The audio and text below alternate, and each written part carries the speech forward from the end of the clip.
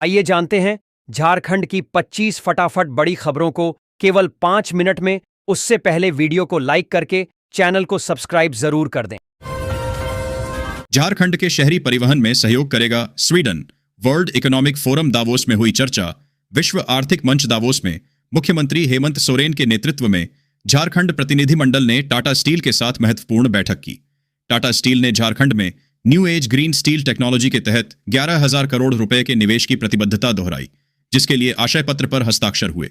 यह निवेश हिरसाना easy and melt, combi मिल और टिन प्लेट विस्तार परियोजनाओं में होगा, जो पर्यावरण अनुकूल ग्रीन स्टील तकनीक पर आधारित होंगी। मुख्यमंत्री ने टिकाऊ औद्योगिक विकास और स्वच्छ तकनीक पर जोर दिया। रांची के स्कूल में बच्चों ने बनाए 10,000 सीड बॉल। हरित विद्यालय की ओर बढ़ा कदम। रांची के उत्क्रमित मध्य विद्यालय महावीर नगर में प्रधानाचार्य रंथु साहू के नेतृत्व में शून्य से सशक्तिकरण कार्यक्रम के तहत बच्चों को सीड बॉल बनाना सिखाया जा रहा है। छात्रों ने 10,000 सीड बॉल बनाकर खाली जगहों पर फेंके और सीसीएल कर्मियों को भी दी। इस पहल से नए पौधे उगाए हैं, जो पर्यावरण संरक्षण और आत्मनिर्भर भारत अभियान में योगदान दे रहा है। नितिन नबीन बने भाजपा के राष्ट्रीय अध्यक्ष। झारखंड में जश्न और उत्साह का माहौल। भारतीय जनता पार्टी को नितिन नबीन के रूप में नया राष्ट्रीय अध्यक्ष मिल गया है। नई दिल्ली में औपचारिक घोषणा के बाद झारखंड भाजपा में उत्साह का माहौल है। राज्य के नेताओं ने इसे गौरव का क्षण बताया। गोड्डा सांसद निशिकांत दुबे और धनबाद सांसद ढुलू महतो सहित कई नेताओं ने बधाई दी। ग्रीन स्टील तकनीक से भारत के उद्योगों को मिलेगी नई दिशा। झारखंड सरकार और टाटा के बीच हुआ करार। झारखंड सरकार और टाटा स्टील ने विश्व आर्थिक मंच में 11,000 करोड़ से अधिक के ग्रीन स्टील प्रौद्योगिकी निवेश के लिए समझौता किया है। यह साझेदारी हिसारना और इजी मेल्ट जैसी नई तकनीकों का उपयोग करके स्थायी और कार्बन न्यूट्रल भविष्य की ओर अग्रसर है। इसका उद्देश्य आयात पर निर्भरता कम करना, कार्बन उत्सर्जन घटाना और प्रत्यक्ष अप्रत्यक्ष रोजगार सृजित करना है, जिससे झारखंड हरित विनिर्माण में अग्रणी बनेगा। मोदी के साथ आए हेमंत। झारखंड को नहीं होगी पैसों की कमी। केंद्रीय मंत्री ने कहा, कांग्रेस संघ भला नहीं होने वाला। केंद्रीय मंत्री रामदास अठावले ने झारखंड के मुख्यमंत्री हेमंत सोरेन से एनडीए में शामिल होने का आग्रह किया, ताकि राज्य का विकास हो सके। उन्होंने रांची में कहा कि कांग्रेस के साथ रहने से झारखंड का भला नहीं होगा। अठावले ने राज्य के सभी जिलों में वृद्धाश्रम खोलने, ओबीसी छात्रवृत्ति राशि जल्द जारी करने और मैथन डैम में बाबा साहेब की प्रतिमा स्थापित करने की घोषणा भी की। दावोस में हिताची के क्षेत्रीय प्रमुख ने हेमंत से की मुलाकात। पावर, इंफ्रास्ट्रक्चर और कौशल विकास पर चर्चा। हिताची के क्षेत्रीय प्रमुख ने दावोस में झारखंड के मुख्यमंत्री हेमंत सोरेन से मुलाकात की। बैठक में पावर सिस्टम, ट्रांसमिशन, उन्नत अवसंरचना और कौशल विकास में सहयोग पर चर्चा हुई। हिताची ने कम भूमि में प्रभावी ट्रांसमिशन तकनीक और राज्य में high skilled heavy vehicle training institute स्थापित करने का प्रस्ताव रखा। मुख्यमंत्री ने वैश्विक तकनीकी साझेदारी से राज्य के सतत विकास के प्रति प्रतिबद्धता जताई। यह पहल ऊर्जा सुरक्षा और मानव संसाधन विकास को मजबूत करेगी। कोचिंग संस्थानों की अब नहीं चलेगी मनमानी। झारखंड कोचिंग नियंत्रण एवं विनियमन विधेयक पर गवर्नर ने लगाई मुहर। झारखंड के राज्यपाल ने झारखंड कोचिंग सेंटर नियंत्रण एवं विनियमन विधेयक 2025 को मंजूरी दे दी है। यह विधेयक राज्य में कोचिंग सेंटरों के पंजीकरण, नियंत्रण और न्यूनतम मानकों को निर्धारित करेगा। इसका उद्देश्य छात्रों के हितों की रक्षा करना, फीस और कामकाज में पारदर्शिता लाना है। इसमें 50 से अधिक छात्रों वाले संस्थानों के लिए सख्त नियम, जैसे बैंक गारंटी और मनोचिकित्सक की नियुक्ति शामिल है, ताकि मनमानी रोकी जा सके। रांची कर छुआ हैं भाजपा के नए बॉस नितिन नबीन। यहीं बजी थी शादी की शहनाई। भाजपा के नए राष्ट्रीय अध्यक्ष का रांची से गहरा नाता है। यहीं हुआ जन्म और विवाह। नितिन नबीन का जन्म 1980 में रांची में हुआ था। उन्होंने दीपमाला श्रीवास्तव से यहीं विवाह किया। उनके चाचा, मामा और मौसी का परिवार आज भी रांची में रहते हैं, जिससे उनका इस शहर से गहरा जुड़ाव है। बिहार में राजनीति करने के बावजूद उनकी पहचान रांची कर छुआ अर्थात बेटे के रूप में है। 2014 में उन्होंने झारखंड विधानसभा चुनावों में भी सक्रिय भूमिका निभाई थी। झारखंड स्वीडन व्यापारिक साझेदारी पर हुई चर्चा। मुख्यमंत्री सोरेन ने सेसिलिया ओल्डने से की मुलाकात। मुख्यमंत्री हेमंत सोरेन ने स्वीडन इंडिया बिजनेस काउंसिल की सेसिलिया ओल्डने से मुलाकात की। इस दौरान झारखंड और स्वीडन के बीच व्यापारिक सहयोग बढ़ाने पर चर्चा हुई। स्वीडिश कंपनियों के लिए झारखंड को महत्वपूर्ण निवेश गंतव्य बनाने पर जोर दिया गया। अप्रैल में अर्बन मोबिलिटी और शहरी परिवहन वित्त पोषण पर एक विशेष गोलमेज बैठक आयोजित करने पर सहमति बनी। मुख्यमंत्री ने स्कूली बच्चों के लिए ई साइकिल की संभावनाओं पर रिपोर्ट मांगी। झारखंड में एआई, डेटा सेंटर और इमर्जिंग टेक्नोलॉजी में होगा निवेश। टेक महिंद्रा ने रखा प्रस्ताव। टेक महिंद्रा ने झारखंड में आर्टिफिशियल इंटेलिजेंस, डेटा सेंटर और उभरती प्रौद्योगिकियों में निवेश का प्रस्ताव रखा है। वर्ल्ड इकोनॉमिक फोरम के दौरान मुख्यमंत्री हेमंत सोरेन और कंपनी प्रतिनिधियों के बीच चर्चा हुई। टेक महिंद्रा ने ग्लोबल कैपेबिलिटी सेंटर स्थापित करने, ऊर्जा समाधानों में सहयोग करने और युवाओं के कौशल विकास में मदद करने की इच्छा व्यक्त की। मुख्यमंत्री ने आईटीआई संस्थानों को रोजगारोन्मुखी बनाने में सहयोग मांगा। यह बैठक राज्य के आईटी क्षेत्र के लिए महत्वपूर्ण है। WEF में सीएम हेमंत को व्हाइट बैच से किया गया सम्मानित। 11,000 करोड़ रुपए के ग्रीन स्टील निवेश का संकल्प। मुख्यमंत्री हेमंत सोरेन ने दावोस में विश्व आर्थिक मंच पर टाटा स्टील के साथ झारखंड में 11,000 करोड़ रुपए के ग्रीन स्टील निवेश पर चर्चा की। उन्हें व्हाइट बैच से सम्मानित किया गया। स्वीडन ने अर्बन ट्रांसपोर्ट में सहयोग दिखाया, जिसके लिए अप्रैल 2026 में भारत के साथ बैठक होगी। यह झारखंड के औद्योगिक और हरित ऊर्जा विकास के लिए महत्वपूर्ण कदम है। भाजपा का नया नवीन अध्याय को लेकर झारखंड में उत्साह नाम की घोषणा से पहले ही शुरू हो गया। बधाई का सिलसिला। नितिन नबीन भाजपा के नए राष्ट्रीय अध्यक्ष बनने जा रहे हैं। उनके नाम की घोषणा आज मंगलवार 20 जनवरी को हो जाएगी। इस खबर से झारखंड में भाजपा नेताओं और कार्यकर्ताओं में जबरदस्त उत्साह है। अध्यक्ष के नाम की घोषणा से पहले ही बधाई का सिलसिला शुरू हो गया है। विधवा और बुजुर्गों की बल्ले बल्ले। पेंशन 10,000 रुपए तक बढ़ेगी। देश में जहां महंगाई की मार से आम आदमी परेशान है, वहीं सामाजिक सुरक्षा पेंशन पर निर्भर करोड़ों नागरिकों के लिए राहत भरी सूचना सामने आई है। वर्ष 2026 में सरकार द्वारा चलाई जा रही विभिन्न पेंशन योजनाओं में व्यापक वृद्धि की संभावना जताई जा रही है। यह खबर विशेष रूप से वरिष्ठ नागरिकों, पति की मृत्यु के बाद अकेली रह गई महिलाओं और शारीरिक रूप से अक्षम व्यक्तियों के लिए अत्यंत महत्वपूर्ण है। आइए विस्तार से जानते हैं कि इस प्रस्तावित बदलाव से किन लोगों को फायदा होगा और इसका क्या प्रभाव पड़ सकता है। सहारा निवेशकों को राहत, अब खाते में आएंगे 65,000 रुपए तक।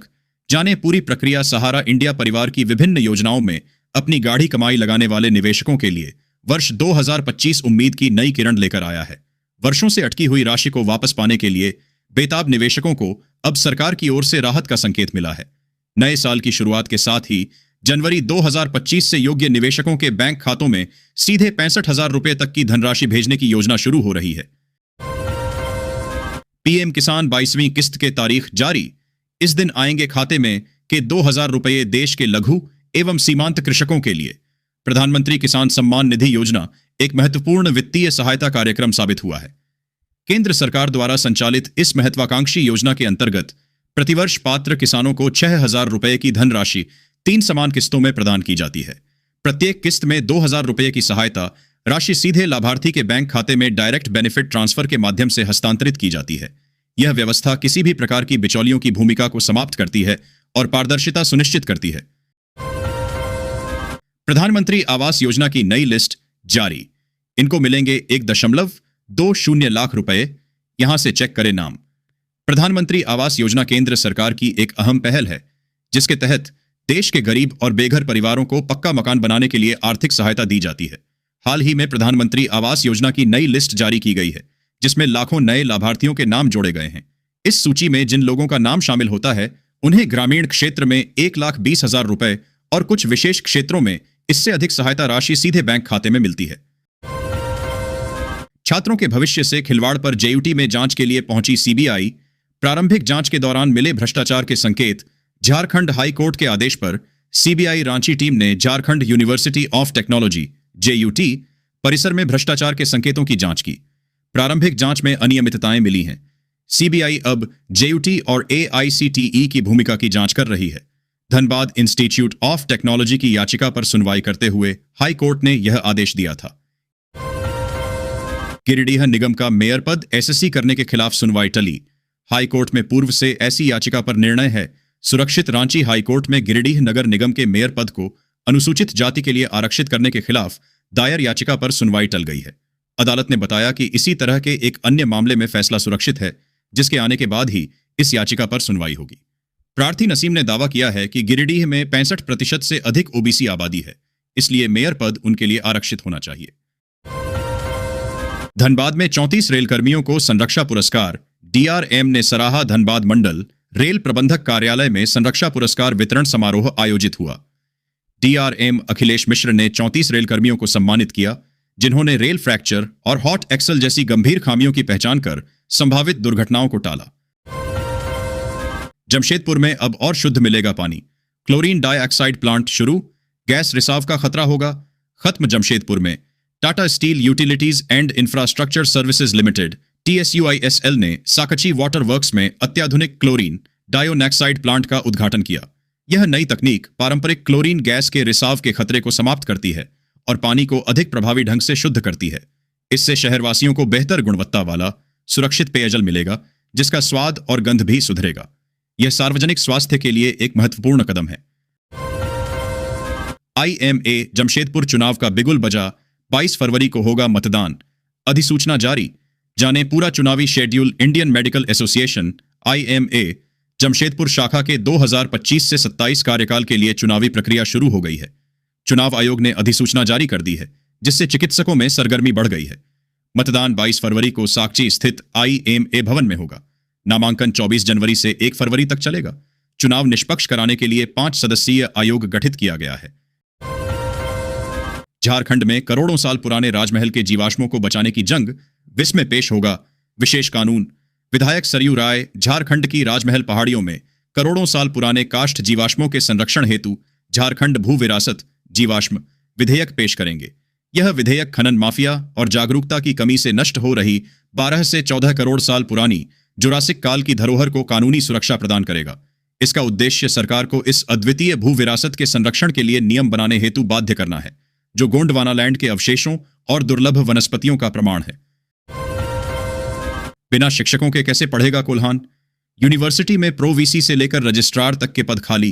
किसी तरह चल रहा काम कोल्हान विश्वविद्यालय में शिक्षकों और महत्वपूर्ण प्रशासनिक पदों पर भारी रिक्तियां हैं, जिससे शैक्षणिक ढांचा चरमरा गया है। 2007 से 8 से स्थायी नियुक्तियां न होने के कारण प्रोफेसर और एसोसिएट प्रोफेसर के पद शून्य हैं, जबकि रजिस्ट्रार और प्रो वीसी जैसे 80% प्रशासनिक पद खाली हैं। सुप्रीम कोर्ट के निर्देश और आगामी जेठ परीक्षा से नियुक्तियों में तेजी आने की उम्मीद है, जिससे कोल्हान क्षेत्र की शिक्षा व्यवस्था सुधरेगी। झारखंड में 100 करोड़ का ई-स्कूट घोटाला। CID कोर्ट ने संजीव कुमार और सुंदर झा को नहीं दी जमानत। झारखंड में सहारियन मल्टीपर्पज क्रेडिट कोऑपरेटिव सोसाइटी के 100 करोड़ रुपए के ई-स्कूट घोटाले में बोकारो और रांची के जोनल मैनेजर सुंदर झा और संजीव कुमार की जमानत याचिका रांची की विशेष अदालत ने खारिज कर दी है। यह फर्जीवाड़ा सहारा इंडिया रिफंड का इंतजार कर रहे निवेशकों को निशाना बनाकर किया गया था। हजारों परिवारों की जमा पूंजी हड़पने वाले इन आरोपियों को अगस्त 2025 में गिरफ्तार किया गया था और वे रांची जेल में बंद हैं। कैबिनेट से मंजूरी के बावजूद झारखंड में साहित्य, ललित कला और संगीत नाटक अकादमी का गठन। अधर में झारखंड राज्य गठन के 25 साल बाद भी साहित्य, संगीत नाटक और ललित कला अकादमियों का गठन नहीं हो पाया है। पिछले साल कैबिनेट से मंजूरी मिलने के बावजूद 2.5 महीने से अधिक समय बीत गया है, लेकिन प्रक्रिया शुरू नहीं हुई। लेखक, कलाकार और रंगकर्मी इन अकादमियों के शीघ्र गठन की मांग कर रहे हैं, ताकि राज्य की समृद्ध सांस्कृतिक विरासत का संरक्षण और संवर्धन हो सके। यह देरी कलाकारों को हतोत्साहित कर रही है। शैक्षणिक सत्र 2025 से 26 में नहीं मिली स्कूल विकास अनुदान की राशि।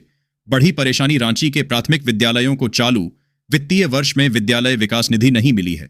इससे शिक्षकों को अपनी जेब से खर्च करना पड़ रहा है, जिससे पठन पाठन सामग्री और मूलभूत सुविधाओं की कमी हो गई है। कई स्कूलों की स्थिति जर्जर हो गई है, जिससे छात्रों की पढ़ाई प्रभावित हो रही है। शिक्षकों की परेशानी बढ़ गई है, जबकि विभाग बेफिक्र है। रांची समेत पूरे राज्य में 24 जनवरी तक बढ़ेगा तापमान। मिलेगी ठंड से राहत। झारखंड में पिछले 2 दिनों से तापमान में वृद्धि हुई है, जिससे रांची समेत आसपास के जिलों को कड़ाके की ठंड से राहत मिली है। मौसम विभाग के अनुसार अगले 2 दिनों तक न्यूनतम तापमान में 2 से 3 डिग्री सेल्सियस की वृद्धि होगी और यह स्थिति 24 जनवरी तक बनी रहेगी। चाईबासा में अधिकतम 30.4 डिग्री सेल्सियस और खूंटी में न्यूनतम 5.1 डिग्री सेल्सियस दर्ज किया गया। रांची का अधिकतम 26.6 डिग्री सेल्सियस और न्यूनतम 8.4 डिग्री सेल्सियस रहा।